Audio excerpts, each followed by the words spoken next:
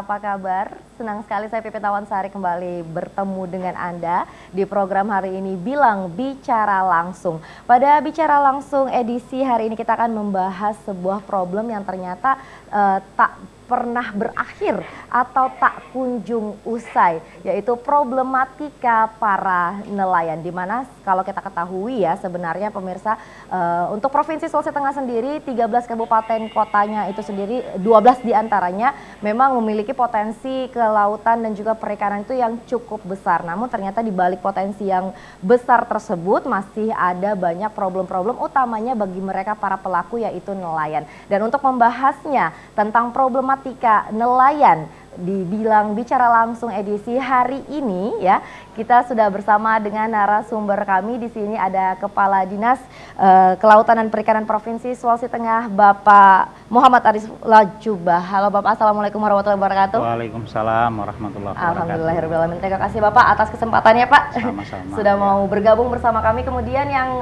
selanjutnya narasumber kami adalah Ketua Himpunan Nelayan Sulawesi Tengah, Pak Jaya Rahman. Assalamualaikum warahmatullahi wabarakatuh Pak. Waalaikumsalam warahmatullahi wabarakatuh. Terima kasih Bapak kesempatannya sudah mau bergabung bersama kami pada Bicara Langsung edisi hari ini. Dan juga pemirsa, kalau kita bicara tentang masalah problematika nelayan, dua orang yang hadir di sini narasumber kami ini adalah memang orang yang paham tentang masalah-masalah yang terjadi pada profesi nelayan seperti itu. Nah, salah satu problem yang terjadi yang sudah berlarut-larut bahkan bertahun-tahun berjalan, yaitu masalah bahan bakar. Nah, kabarnya salah satu kabupaten yang ada di Provinsi Sulawesi Tengah ini mengalami permasalahan bahan bakar ini sudah terjadi hampir dalam kurun waktu 10 tahun terakhir. Sebelumnya saya mau tanya dulu ke Pak Jaya sebagai Ketua Himpunan Provinsi Nelayan Provinsi Sulawesi Tengah, Pak ya. Pak, apa benar Kabupaten Donggala termasuk salah satu kabupaten yang ada di Provinsi Sulawesi Tengah yang mengalami permasalahan bahan bakar bagi para nelayan ini berjalan sudah dalam kurun waktu 10 tahun, Pak? Ya,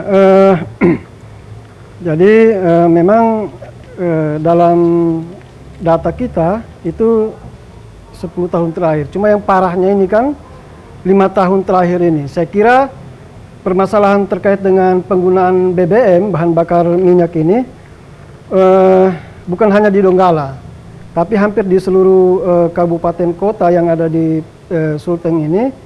Bahkan berita terakhir kemarin itu hampir di seluruh Indonesia mengalami hal yang sama. Baik itu penggunaan BBM berupa solar maupun Pertalite. Jadi BBM solar ini digunakan oleh nelayan-nelayan yang menggunakan kapal 3 GT ke atas. Kalau di Sulawesi Tengah ini rata-rata 3 sampai 45 GT. Itu yang menggunakan solar dan tersebar di beberapa kabupaten kota, termasuk di Donggala.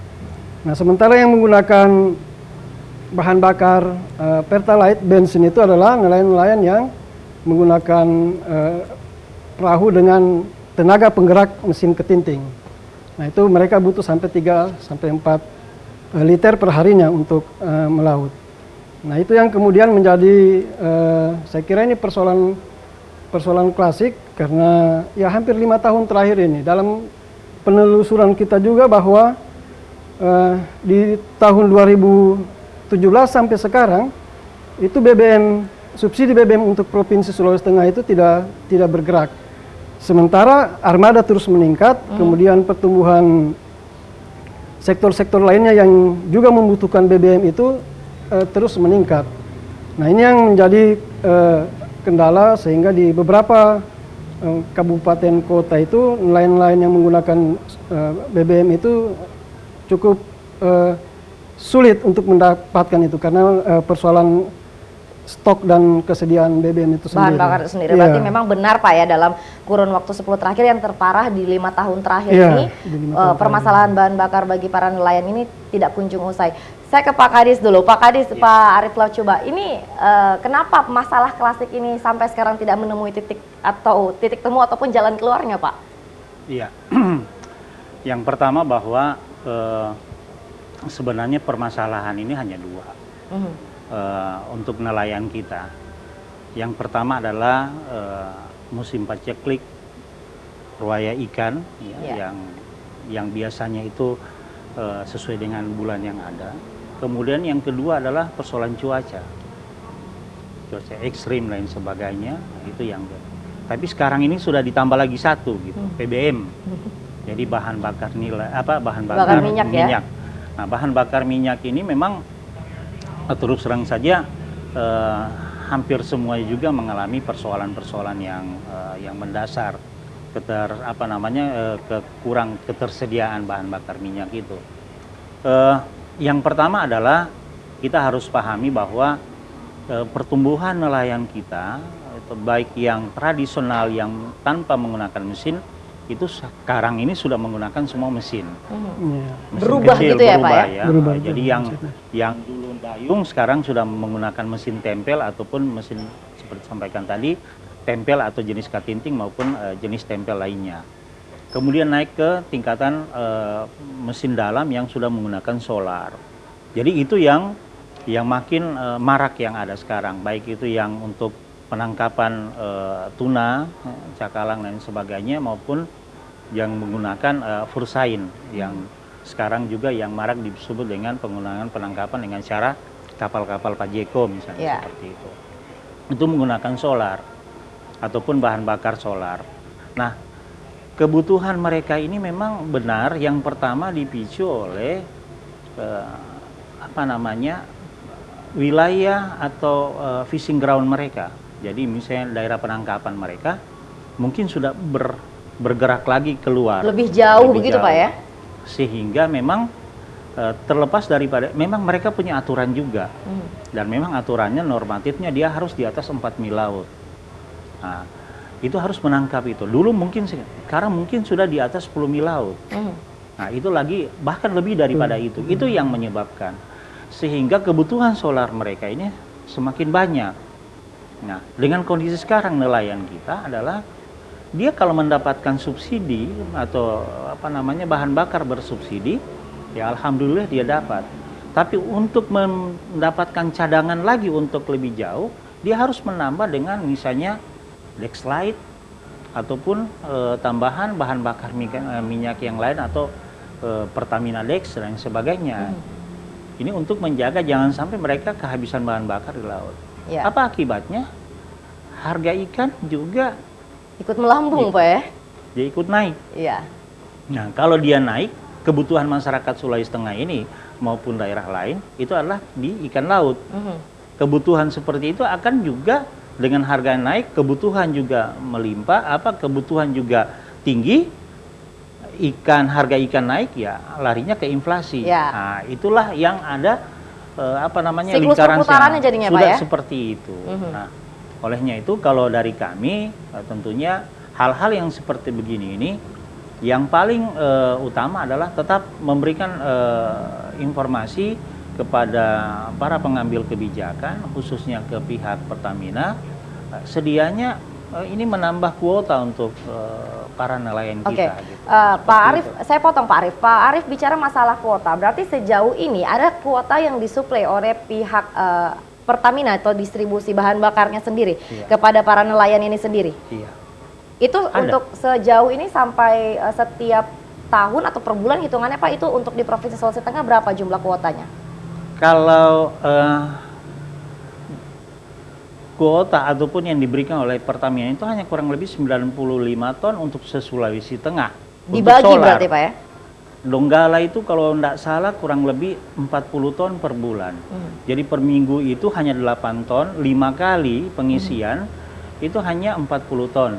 Kebutuhan nelayan 120 ton. Per bulan ya? Per bulan.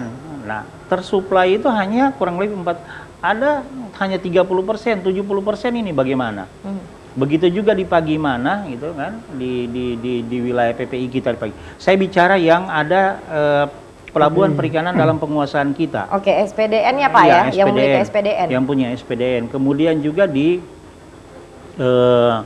Tojo Una-Una.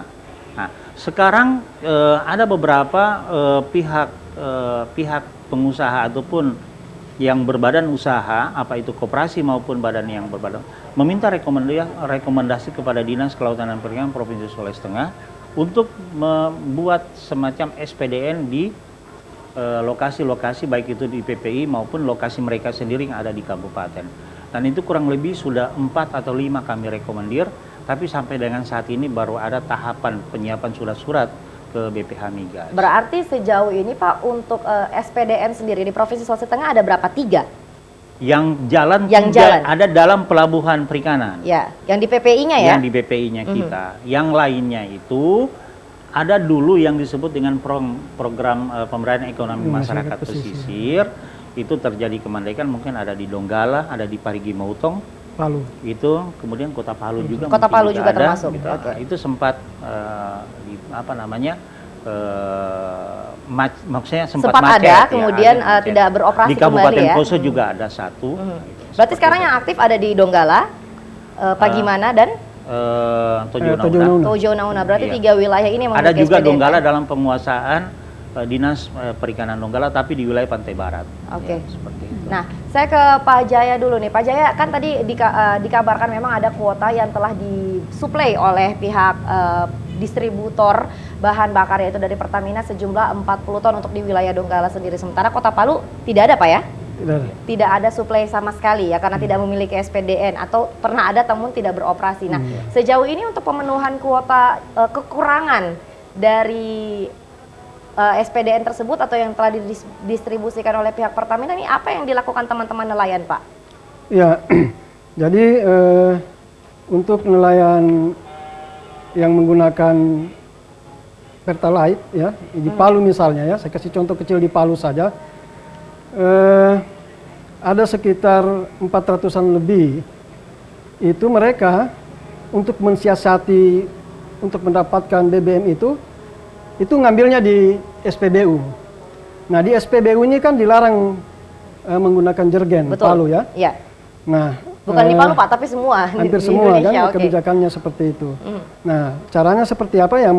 Mereka mengisi bahan bakar minyak itu di motor dulu, kemudian disedot, dituangkan kembali ke tangki mesin ketinting itu. Oke, berarti menggunakan alat bantu motor begitu Pak ya? Oke, Pak Jaya, sebentar akan kita lanjutkan lagi Pak pembahasan ini, namun kita akan jeda terlebih dahulu. Pemirsa, kita akan kembali tetap di Bicara Langsung, namun kita akan mendengarkan atau bersama-sama menyaksikan azan maghrib untuk wilayah Kota Palu dan sekitarnya.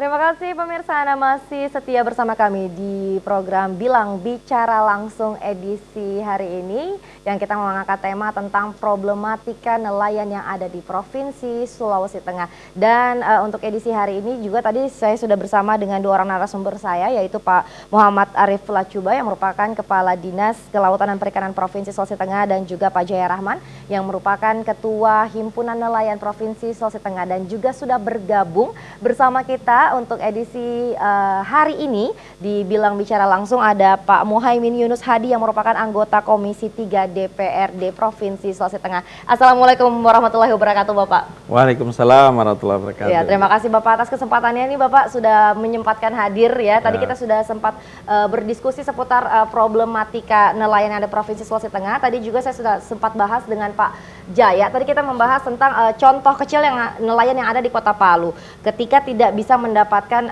bahan bakar ini yang jenis Pertalite ya Pak, akhirnya mengganti media jerigen untuk mengantri di SPBU dengan kendaraan. Kemudian bahan bakar tersebut dipindahkan ya Pak ya dengan cara bagaimana Pak caranya tadi?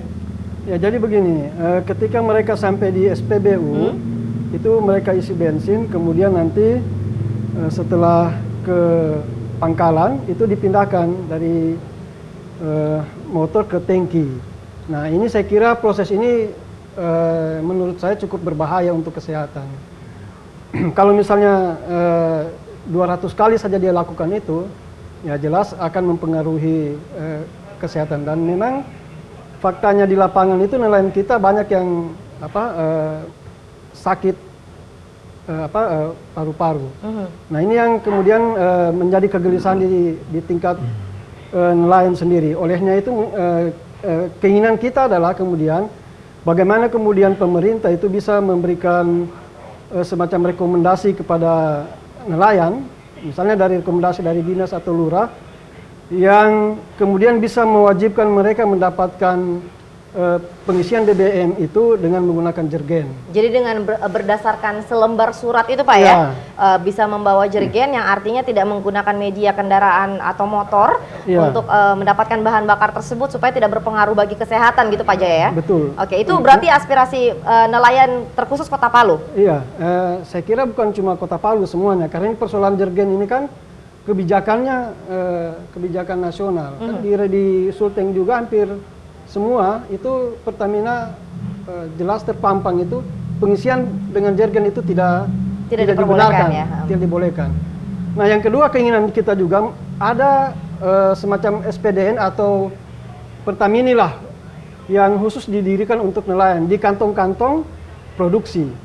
Misalnya kalau di Donggala itu selain di PPU, kemudian misalnya ada di tempat-tempat lain. Begitu juga di wilayah Pantai Barat, selain di misalnya TPI Mapaga, di Batu Sia, itu kan supaya melayani satu SPDN itu atau Pertamini itu bisa melayani 3 atau 4 desa. Kalau misalnya di Palu misalnya, kalau dia dibuat di Kelurahan Talise, maka dia akan melayani mulai dari Lere, kemudian Besusu, Talise, Tondo. Kan? Kemudian kalau Taipa itu akan melayani misalnya Tawaili, Pantoloan, dan kemudian Mamboro. Nah itu keinginan kita seperti itu sehingga kebutuhan untuk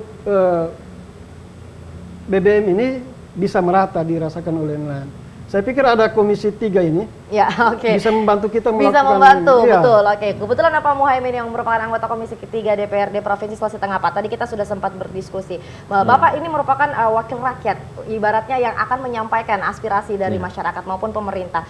Bagaimana menurut Bapak? Apakah langkah yang sudah dilakukan utamanya dari Komisi 3 nih Pak untuk membantu ibaratnya para nelayan ataupun mungkin masyarakat yang memang membutuhkan BBM subsidi bagi mereka untuk bekerja dan juga dari sisi pemerintahannya ini sendiri agar distribusi bahan bakar dari pihak pendistributor tersebut itu memang bisa ditambah seperti itu? Ya, baik. Memang pada dasarnya kami sebagai anggota DPRD melihat polemik yang terjadi pada saat kelangkaan BBM yang di Sulawesi Tengah ini. Satu,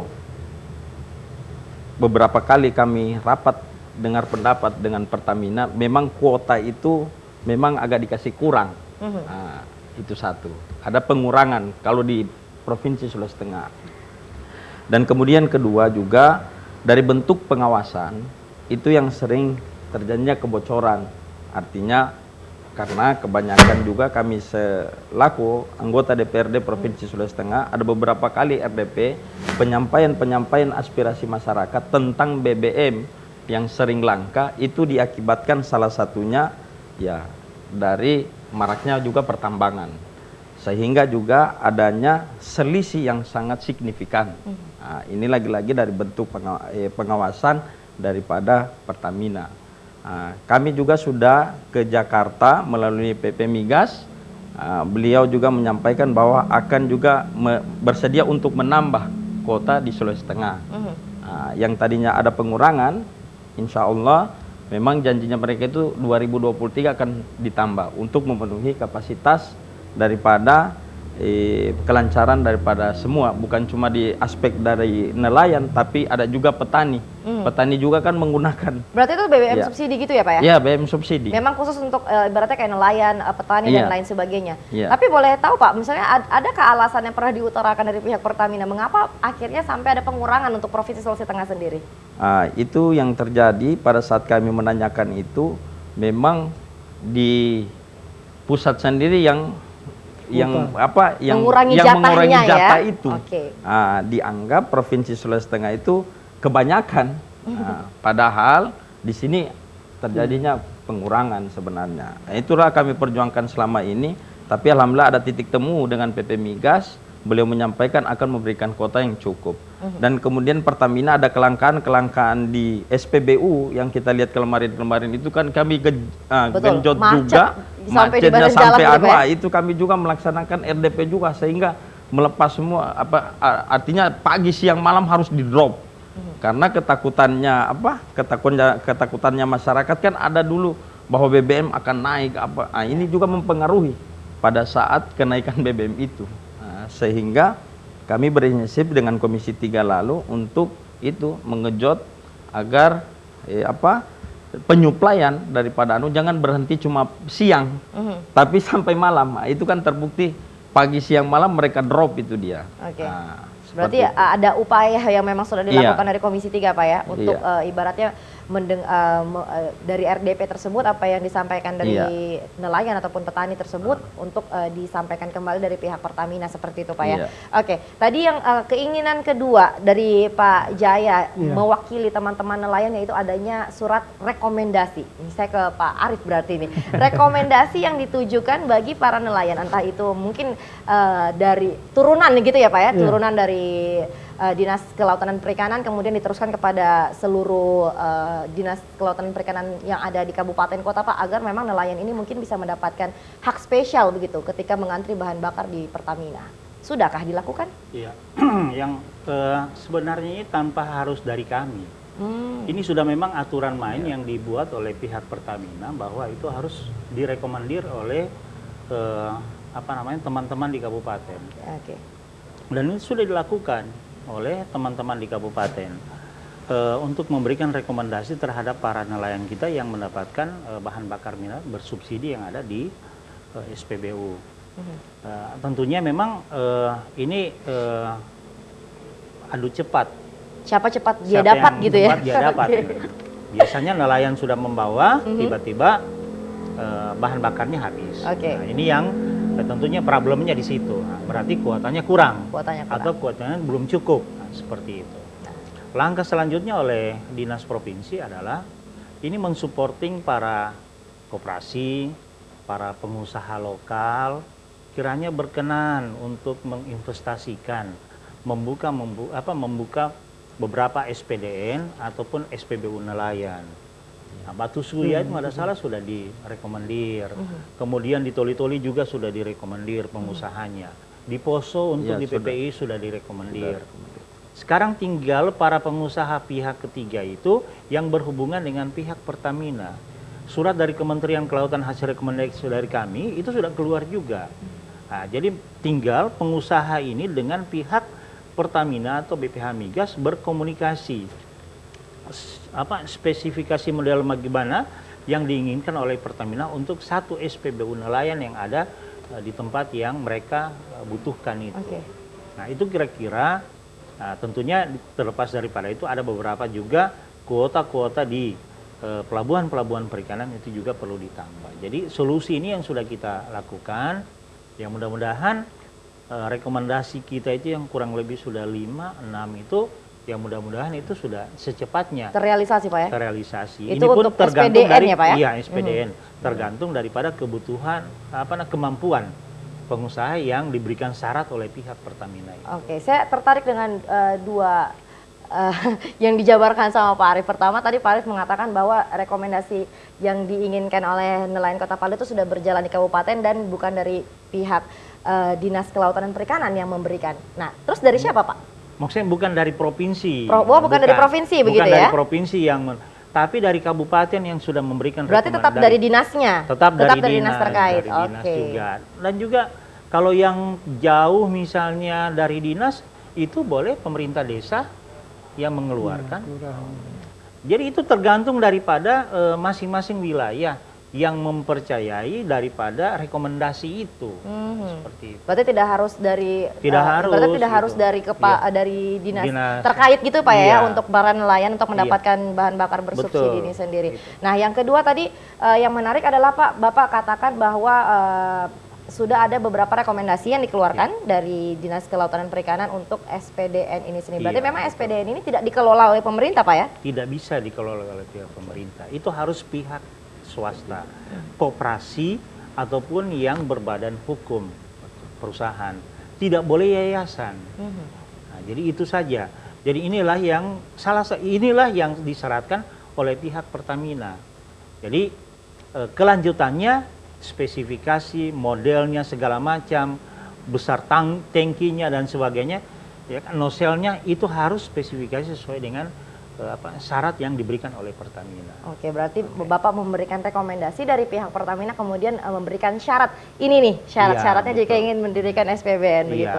Oke, saya ke Pak Jaya dulu nih Pak. Siap. Tadi sudah terjawab nih, ternyata rekomendasi itu bukan dikeluarkan dari Provinsi Sulawesi Tengah, namun dari daerah tersebut, Iya. entah kota ataupun kabupaten. Tapi Bapak mewakili teman-teman nelayan nih ya, yang berada di Himpunan Nelayan Sulawesi Tengah. Apakah pernah mendiskusikan hal tersebut, atau seandainya tidak mendapatkan rekomendasi dari instansi terkait, bisa mendapatkan dari pemerintah desa setempat begitu Pak? Ya, Terutama di Kota Palu sendiri Pak ya? ya saya pikir begini, memang betul itu bisa menjadi kewenangan dinas terkait atau pemerintah atau kelurahan sendiri untuk memberikan rekomendasi. Tapi kemudian tidak semua juga. Saya kasih contoh di Palu.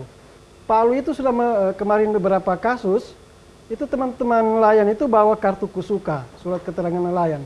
Tapi kartu kusuka itu ternyata tidak disuka oleh di SPBU. Iya. Mereka di bagaimanapun dalil dan alasannya, itu mereka tidak bisa. Nah ini problem juga di tingkat nelayan. Padahal ya, ada undang-undang nomor 7 tahun 2016 itu terkait dengan perlindungan dan pemberdayaan nelayan. Salah satu perintah undang-undang itu adalah bagaimana kemudian negara, dalam hal ini dinas terkait, itu bisa memfasilitasi nelayan kecil itu untuk mendapatkan BBM-nya. Ya kan? Oke. Nelayan kecil loh, kan? Berarti dia ukurannya 3 GT ke bawah sampai yang ketinting. Itu perintah undang-undang. Nah, apakah kemudian undang-undang ini tidak dipahami oleh sebagian orang-orang dinas misalnya, atau misalnya pemerintah terkait, atau tidak? Ini problem juga. Padahal ini kan jelas negara mengamanatkan bahwa ini loh, salah satu tugas kalian untuk nelayan adalah menyiapkan sarana, prasarana dan BBM. Itu perintah undang-undang, tidak main-main ini. Dan kedua saya kira terkait dengan DPR ini Pak, saya minta maaf. Saya kira wakil rakyat tidak bisa lagi setengah-setengah gas, mesti gas full.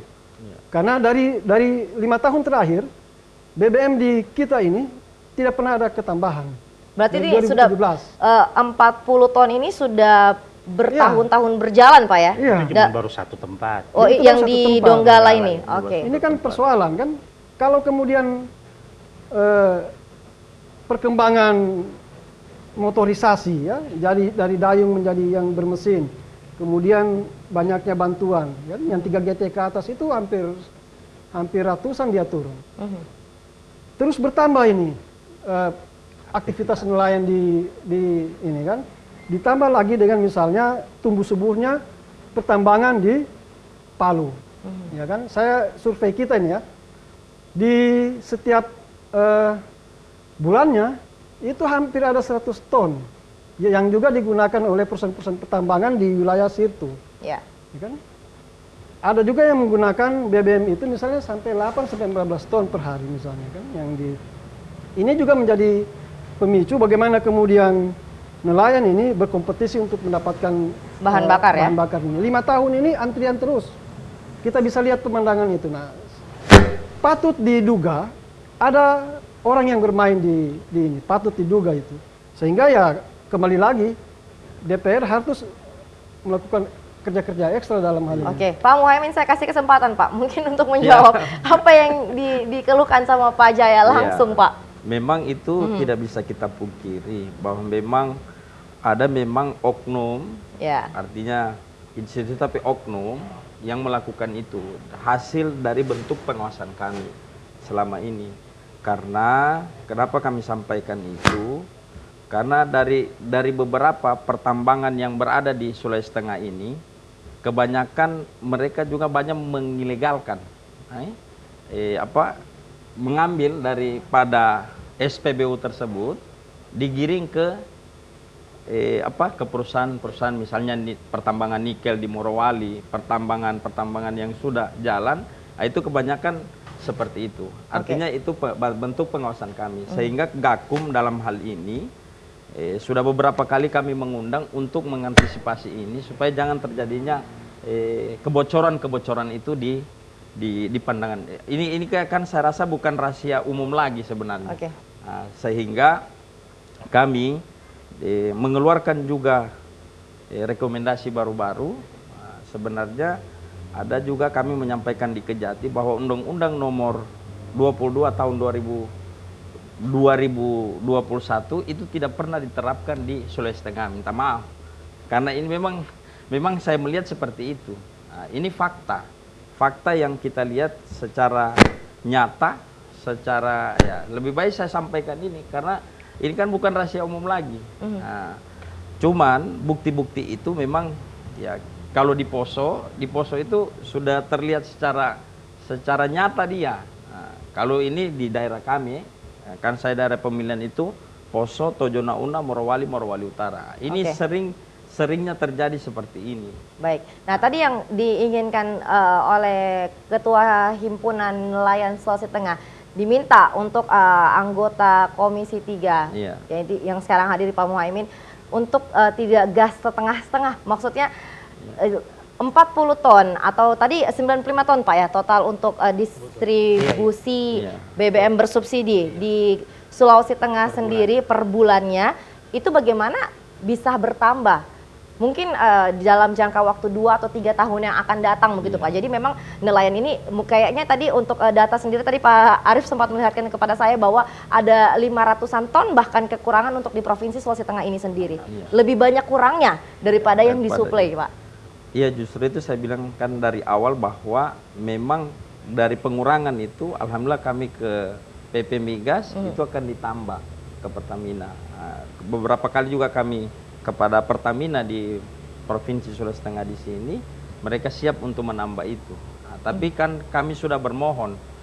Justru itu kami instruksikan pada saat lalu itu sekiranya bupati-bupati daerah itu meminta juga untuk penambahan kuota sebenarnya. Di Pertamina dalam hal ini. Berarti tetap ada keterlibatan Pemda.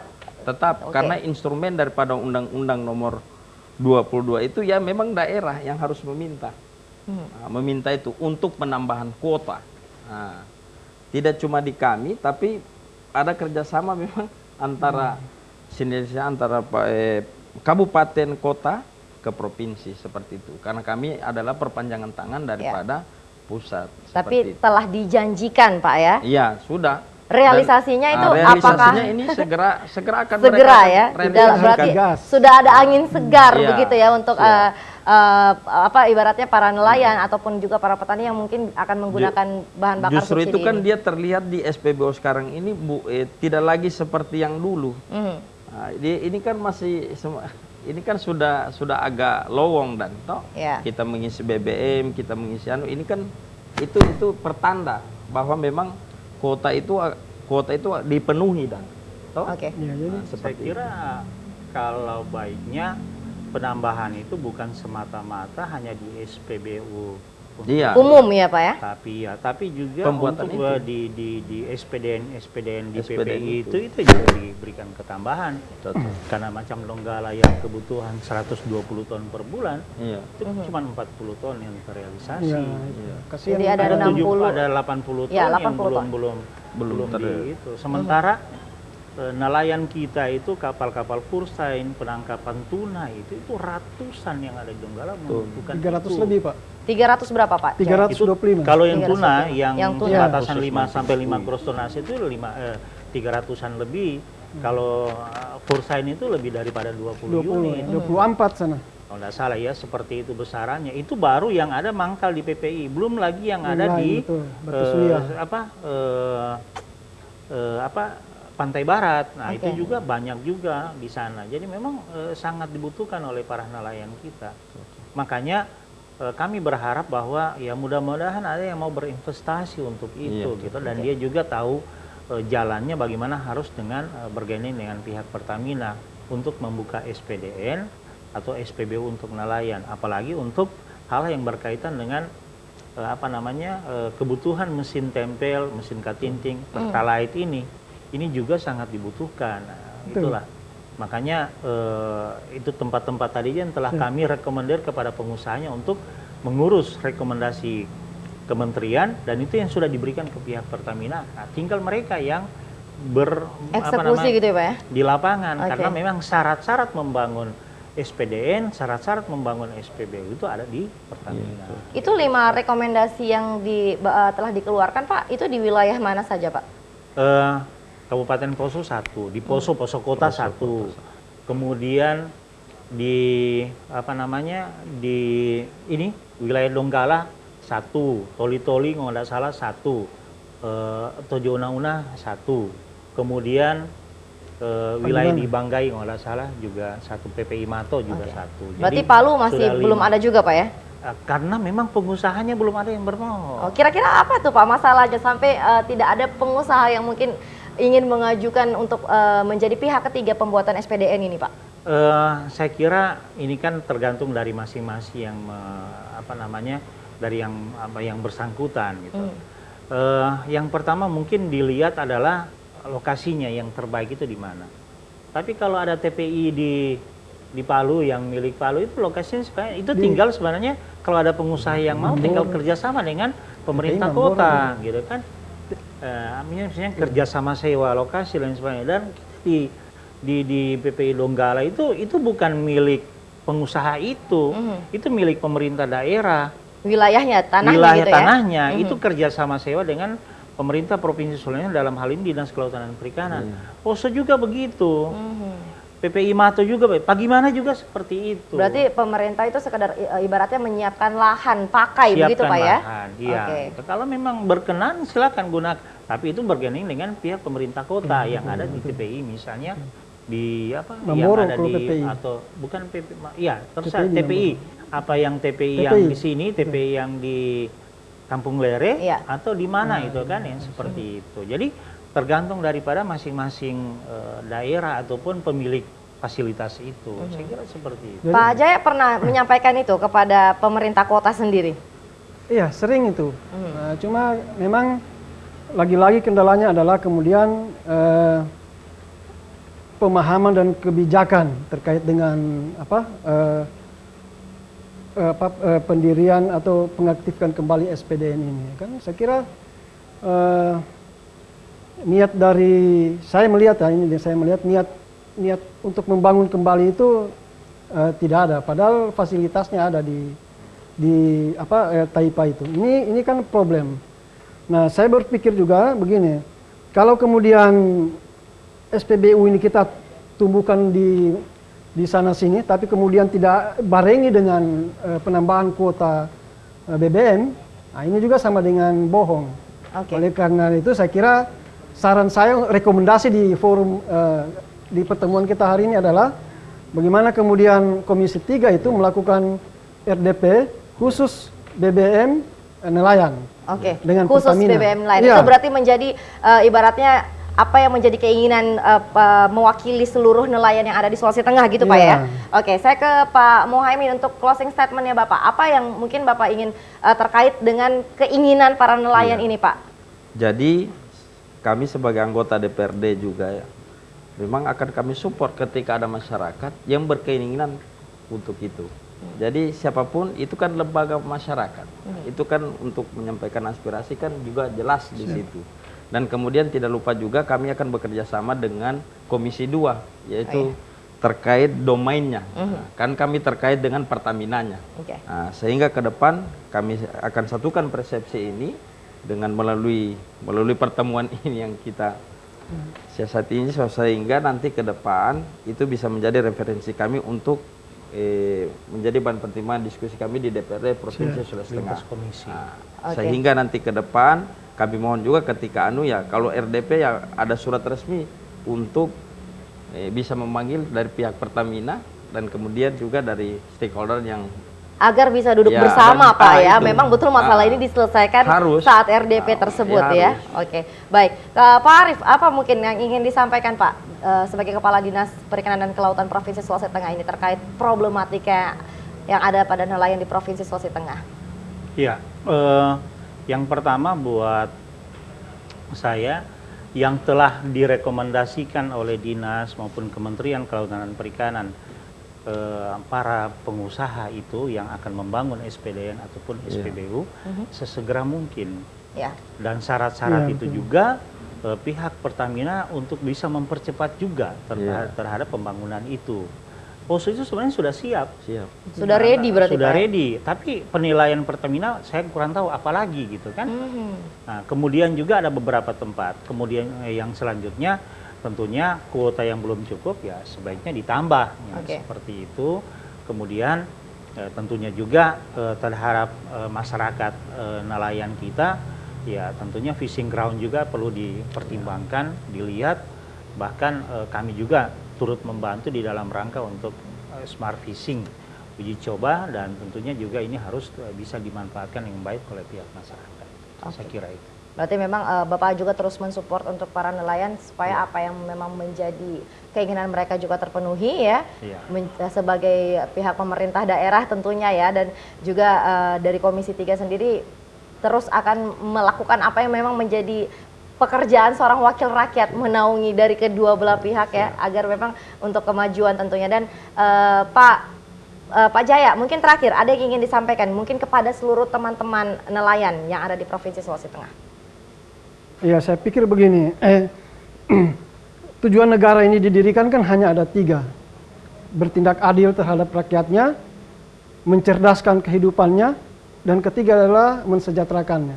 Saya kira ini pesan terakhir dari saya bahwa terkait dengan kesejahteraan ini adalah selain tanggung jawab pemerintah, juga legislatif dan tentunya nelayan itu sendiri. Nah, kita berharap bahwa persoalan ini tidak akan menyeberang 2 sampai 3, 4 tahun ke depan.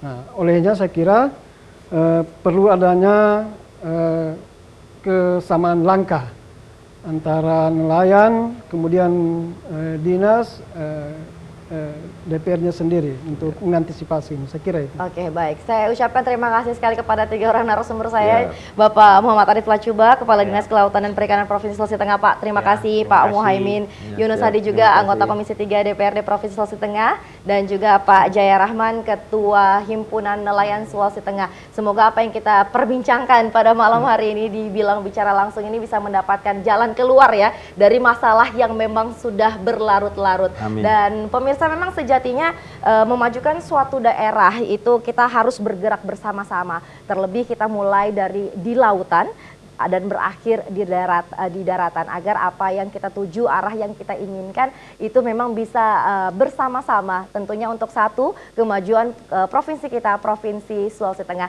Terima kasih Anda telah menyaksikan Bilang Bicara Langsung untuk edisi hari ini. Saya Pipit Nawansari, sampai jumpa.